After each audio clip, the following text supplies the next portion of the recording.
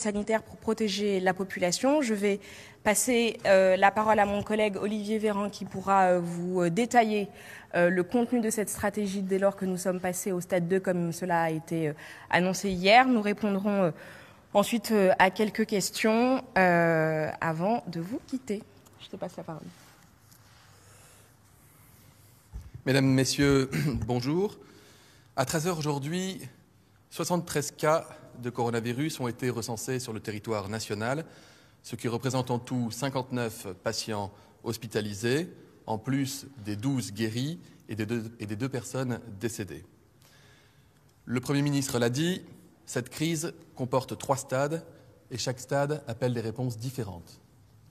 Stade 1, c'est le stade où on veut empêcher le virus de pénétrer sur le territoire national.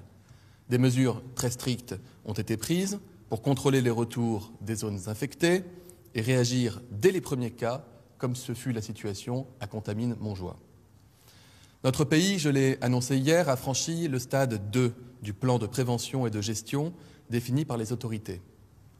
Le virus commence à circuler dans certaines parties du territoire national. Il est en particulier concentré sur 2 clusters, 2 groupes de malades. Le premier cluster se situe dans l'Oise, où j'étais hier soir, en particulier sur les communes de Creil, de Crépy-en-Valois, de Vaumoise, de La Morlaye et de Lagny-le-Sec. Le second cluster, je l'ai également annoncé hier soir, se trouve en Haute-Savoie, dans la commune de La Balme. Dans ce stade 2, l'objectif des pouvoirs publics est de limiter la diffusion du virus et d'empêcher, ou tout du moins, de retarder aussi longtemps que possible le passage au stade 3, où le virus peut être amené à circuler plus largement dans la population. L'enjeu donc du stade 2, c'est de gagner du temps pour mieux se préparer et aussi, si possible, pour sortir de l'épidémie grippale. Le pic est derrière nous, mais il y a encore beaucoup de personnes malades, y compris dans nos hôpitaux. Et afin que les 2 événements donc ne se télescopent pas. Nous ne sommes pas sûrs d'y arriver, mais nous faisons tout pour réussir. Le passage du stade 1 au stade 2 implique une adaptation de notre plan d'action. Certaines mesures propres au stade 1 n'ont plus de raison d'être. Le virus ne vient plus seulement de Chine ou des régions orange d'Italie, il circule déjà. Il n'y a plus vraiment de raison de confiner des personnes qui reviendraient de zones que nous avions classées en orange. À ce titre, nous continuons à déconseiller fortement les voyages non nécessaires hors de la zone euro et au sein de la zone euro dans les zones classées orange, les zones à risque. Mais nous pouvons lever des contraintes qui ne se justifient plus, et en particulier concernant les élèves de retour de Lombardie et de Vénétie qui pourront retourner dès à présent à l'école. En revanche, nous décidons de mesures plus contraignantes en ce qui concerne les fameux clusters, en ce qui concerne ces fameux groupes de malades rassemblés au sein d'un même territoire. Dans l'Oise, tout d'abord, tous les rassemblements collectifs vont être interdits jusqu'à nouvel ordre. Dans les 5 communes de l'Oise que j'ai mentionnées, je les répète, Creil, Crépy-en-Valois, Vaumoise, La Morlaye, Lagny-le-Sec, ces communes qui sont plus particulièrement touchées, les établissements scolaires qui comptent des cas contacts et qui présentent donc un risque plus élevé ne rouvriront pas lundi. Il sera proposé aux parents une démarche d'évaluation qui nous permettra de décider quels enfants tester. En fonction de ces investigations, nous déciderons quels établissements inclure dans cette démarche et nous n'hésiterons pas à fermer des établissements si nécessaire. Toujours dans ces 5 communes particulièrement concernées, nous recommandons aux habitants de limiter leurs déplacements. Cela veut dire qu'ils peuvent se déplacer pour se nourrir, pour faire leurs courses, mais qu'ils ne doivent pas se rendre à des rassemblements, qu'ils doivent renoncer aux déplacements lorsqu'ils sont inutiles et, si possible, recourir au télétravail plutôt que d'aller travailler. Bien sûr, comme sur le reste du territoire, vigilance si les habitants présentent des symptômes. Les mêmes mesures sont applicables dans la commune de La Balme, en Haute-Savoie. Pour le reste du territoire national, nous avons également décidé une série de mesures raisonnables, mais plus contraignantes que jusqu'alors. D'abord, il faut rappeler que les mesures de prévention, qui sont efficaces au quotidien, ces fameuses barrières, doivent être le plus largement diffusées. Je les rappelle à nouveau, on se lave les mains très régulièrement. La principale voie de transmission, de manière majeure, c'est ce sont les mains. On tousse donc et on éternue dans son coude, on utilise des mouchoirs à usage unique, on évite les poignées de main, et quand on est malade, on reste chez soi. C'est cela le civisme. Je rappelle que personne, et je le redis et je le redirai chaque jour parce que c'est important, personne n'a besoin de porter un masque si un médecin ne vous demande pas d'en porter un. Se précipiter sur les pharmacies pour demander un masque peut créer les conditions d'une pénurie. Nous allons donner instruction aux pharmacies de ne pas délivrer de masques, sauf sur indication. J'ai déjà procédé au déstockage de millions de masques à destination de l'ensemble du territoire et le ferai à chaque fois que cela sera nécessaire pour subvenir à tous les besoins. Mais je le répète, les besoins sont ceux qui sont indiqués dans la liste que je viens de dire. Enfin, toujours avec l'objectif de limiter la diffusion du virus par le brassage des populations, le gouvernement a décidé d'adopter une politique de prévention plus stricte en ce qui concerne les rassemblements. Dans les clusters, je l'ai dit, dans l'Oise et dans la commune de La Balme en Haute-Savoie, tous les rassemblements seront interdits jusqu'à nouvel ordre. Sur le reste du territoire national, tous les rassemblements de plus de 5000 personnes en milieu confiné seront annulés et les préfets recevront des indications pour annuler également, en lien avec les maires, les rassemblements, y compris en milieu ouvert, quand ils conduisent à des mélanges avec des populations issues de zones où le virus circule possiblement. À ce titre, par exemple, nous allons, en lien avec la maire de Paris et le maire de Cannes, annuler le semi-marathon de Paris demain, ainsi que le MIPIM à Cannes, qui devait se tenir du 10 au 13 mars, ou encore le carnaval d'Annecy, du 6 au 8 mars. A l'inverse, le match de football entre Lyon et Saint-Étienne se tiendra car il est à la fois en dehors des zones de cluster et en dehors de lieux confinés. Je veux insister sur le fait que ces mesures sont provisoires et que nous serons sans doute amenés à les faire évoluer. Ce sont des mesures contraignantes et nous souhaitons paradoxalement qu'elles durent un peu parce que cela voudrait dire que nous parvenons à contenir la propagation du virus. Mais en phase 3, la vie du pays devra continuer et notre pays gérera l'épidémie comme un grand pays avec un système de santé efficace.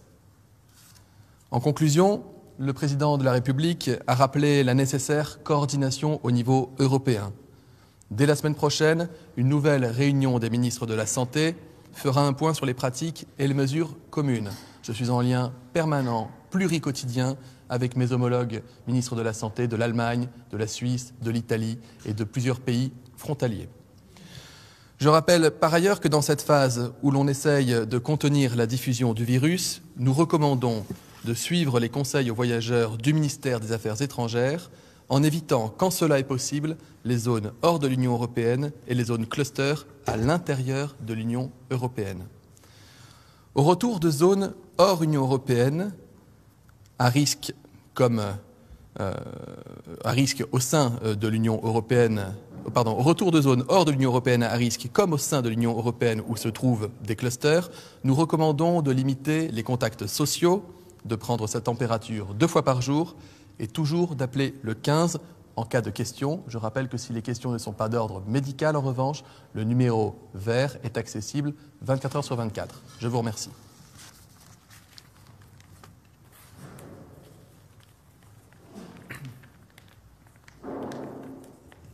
Bonjour, Monsieur le Ministre.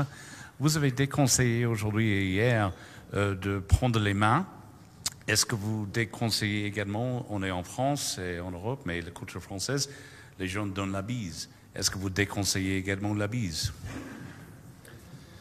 Vous posez une question qui m'a été posée de nombreuses fois hier soir à l'issue de la conférence de presse au cours de laquelle j'ai formellement déconseillé la pratique du serrage de main. La réduction des contacts sociaux de manière physique est effectivement conseillée, cela inclut la pratique de la bise. Bonjour, Vincent Derosier de la radio RTL. Une question concernant les transports en commun. Y a-t-il des mesures, des précautions prises pour les milliers de Français qui voyagent tous les jours dans les transports en commun? Par ailleurs, avez-vous évoqué l'annulation possible des élections municipales? Ce n'était pas le cas il y a quelques jours, mais comme la situation évolue, on vous repose la question. Et de grands événements comme le Marathon de Paris au mois d'avril, par exemple. Alors, vous avez posé plusieurs questions. Sur la question, votre première question, pardon, excusez-moi, c'était sur les transports en commun. Toutes les activités essentielles à la vie des citoyens, à la vie du pays, toutes les activités essentielles doivent pouvoir se poursuivre. Sont interdits des rassemblements qui ne participent pas du côté du caractère essentiel de la vie du pays et de la vie des citoyens. Sur la question des transports en commun, il n'y a donc pas de restriction à ce jour décidée à l'issue du Conseil de défense. S'agissant des élections municipales, à ce stade, il n'y a pas lieu d'envisager l'annulation des élections municipales. Et je crois qu'il y avait une troisième question dans votre question. Sur les grands événements sportifs, je vous ai répondu en donnant un certain nombre d'événements d'ampleur nationale ou locale qui sont aujourd'hui désormais annulés. S'agissant des événements nationaux dans les jours et les semaines à venir, des décisions nationales seront prises au cas par cas en fonction de la situation et selon les critères que je rappelle, lieux confinés rassemblant plus de 5000 personnes et ou grands événements avec brassage de population en provenance notamment de zones à risque. Je précise, parce que vous pourriez me poser la question, que s'agissant du Salon de l'agriculture, eh bien, c'est le dernier jour d'ouverture du Salon de l'agriculture. Il ne rouvrira pas ses portes demain matin, comme cela a été initialement prévu, de manière à rester dans les clous des consignes que je viens de vous rapporter.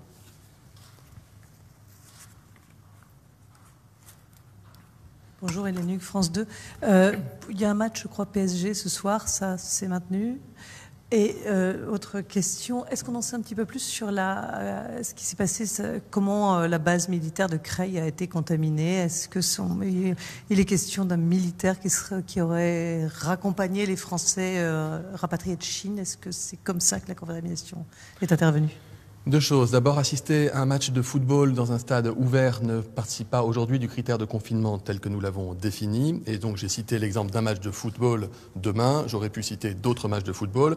Ce sont des matchs à l'échelle nationale qui ne mettent pas en jeu des équipes issues de zones à risque, ni nationales ni internationales. Donc, il n'y a pas lieu d'annuler ces événements. Mais je le redis, à chaque fois qu'une situation se présentera, le cas sera évoqué et une décision nationale, une consigne nationale sera donnée. S'agissant de la base militaire de l'Oise, j'ai fait preuve de la plus grande transparence, comme je m'y suis engagé depuis le début, en m'exprimant devant les Français, et j'ai évoqué moi-même la question et l'existence de cas positifs sur la base de l'Oise.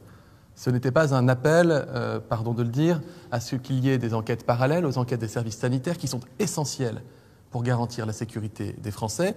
Je comprends les interrogations. À chaque fois que nous aurons des réponses à donner, nous les donnerons. Il n'y a pas lieu de les conserver. Donc à ce stade, je ne peux absolument pas interférer avec l'enquête sanitaire qui est en cours. Nous faisons des points réguliers. Il y aura, d'ailleurs, je le précise, ce soir, au sein de mon ministère des Solidarités et de la Santé, un autre point presse qui permettra aussi d'apporter des éléments de réponse factuels à des questions qui auraient pu évoluer en cours de journée. Les enquêtes sont en cours, pas d'inquiétude. Peut-être une dernière question, parce qu'ensuite on a d'autres impératifs. Maxence Lambrec, de la radio France Inter. Une première question. C'est la première fois qu'un conseil de ministres exceptionnel est consacré à cette question. D'habitude, ces réunions avaient lieu à Matignon, il me semble. Est-ce que c'est parti? C'est-à-dire que le stade 2 implique des réunions exceptionnelles de cet ordre-là, et ce n'est pas le premier, et il y aura d'autres conseils des ministres exceptionnels. Et est-ce que finalement, on n'a pas raté le stade 1 puisqu'on est passé au stade 2, qu'est-ce qui s'est passé pour que voilà, le stade 2 soit franchi? Qu'est-ce qui s'est produit? Alors, je vais répondre à la première partie de votre question. Vous le savez, depuis que l'épidémie a été déclarée en Chine, le Premier ministre n'a eu de cesse de réunir de manière régulière autour de lui les ministres qui étaient concernés par la gestion de cette crise dans un premier temps. Parmi ces ministres, vous pouviez retrouver la ministre en charge des armées, puisque nous avons eu à faire des rapatriements, notamment par avion militaire. Il y avait également le ministre de l'Intérieur, la porte-parole du gouvernement, le ministre de la Santé.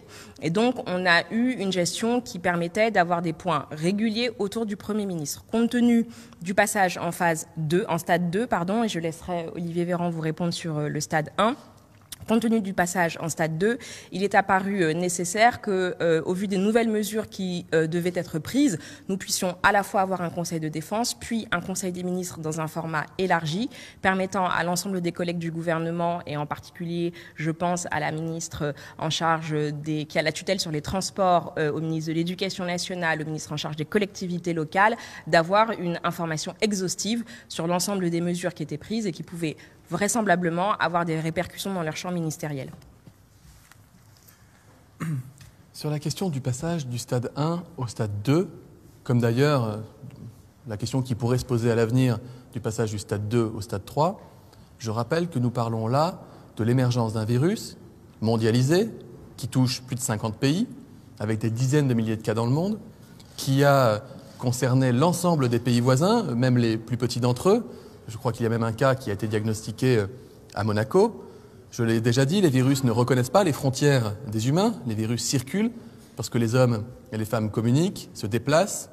Et donc, je crois que, je suis même convaincu, que la France a agi comme il le fallait pour enrayer le plus longtemps possible le stade 1 et donc l'entrée du virus sur le territoire national.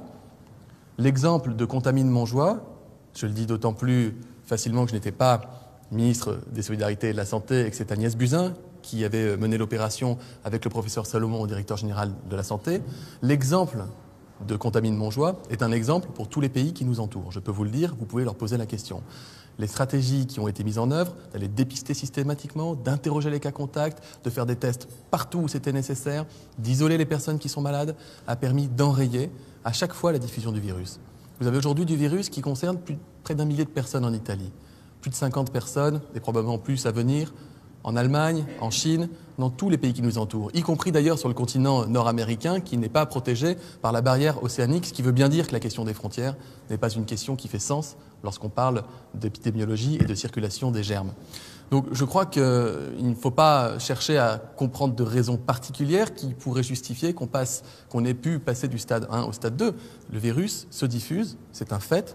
Et nous essayons maintenant, nous mettons tout en œuvre pour faire en sorte qu'il se diffuse le moins possible, le moins vite possible, le moins largement possible. Et c'est pour cela que nous prenons des mesures qui sont adaptées à la situation, révisables à tout moment et qui tiennent compte à la fois des pratiques internationales, des recommandations de l'Organisation mondiale de la santé et de ce que nous disent au quotidien, jour et je précise nuit, l'ensemble des experts de santé publique, d'épidémiologie, de maladies infectieuses que nous concertons. Je vous remercie. Merci à vous. Au revoir.